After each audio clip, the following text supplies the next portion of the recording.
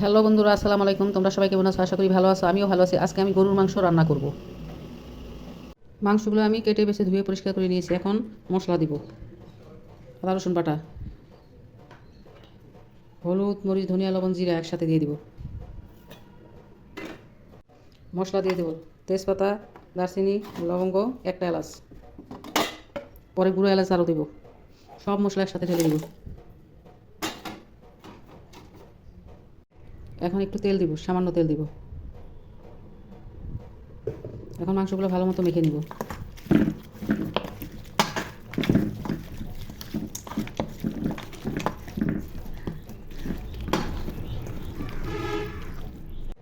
মাংসের মধ্যে ভালো মতো মশলাগুলো মেখে রেখে দিয়েছি। এখন 20 মিনিট রেস্টে রাখবো। তেল গরম হয়ে গেছে, এখন পেঁয়াজ কুচি দিয়ে দিব।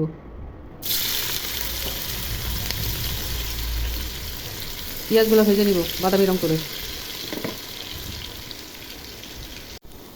পেঁয়াজ ভাজা হয়ে গেছে, এখন আদা রসুন দিয়ে ভেজে নিব।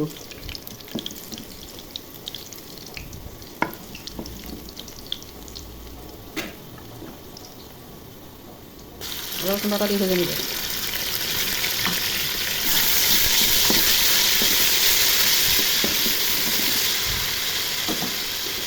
এখন হলুদ, মরিচ, ধনিয়া দিয়ে দিব।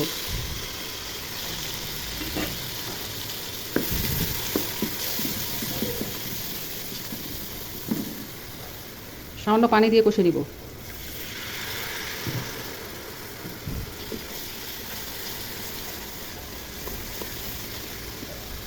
মশলা ভাজা হয়ে গেছে, এখন মাংসগুলো ঢেলে দিব। মেখে রাখা মাংসগুলো একটু ভেজে নিয়ে তারপরে পানি দিয়ে কষিয়ে দিব। এখন 5 মিনিট ভেজে নিয়েছি, এখন পানি দিয়ে কষিয়ে নিব। পানি ঢেলে দিব। এখন ঢাকনা দিয়ে দিব। ঢাকনা দিয়ে কষিয়ে নিব। মাংসের মধ্যে বলক চলে এসেছে, নেড়ে চেড়ে দিই।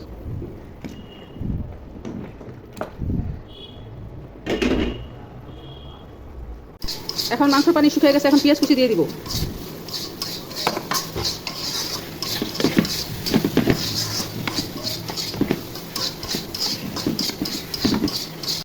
মাংসর পানি শুকিয়ে গেছে, এখন ছোটো এলাচের গুঁড়ি দিয়ে দিব।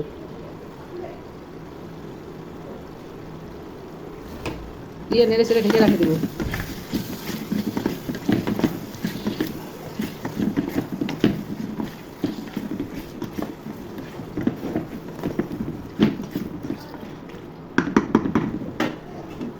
ঢেকে রাখবো। ঢাকনা হয়ে দেখি মাংস ভুনা হয়ে গেছে। রান্নাটা শেষ হয়ে করে দিব। এখনই নেড়ে চেড়ে তরকারিটা রান্না শেষ করবো। তরকারি হয়ে গেছে।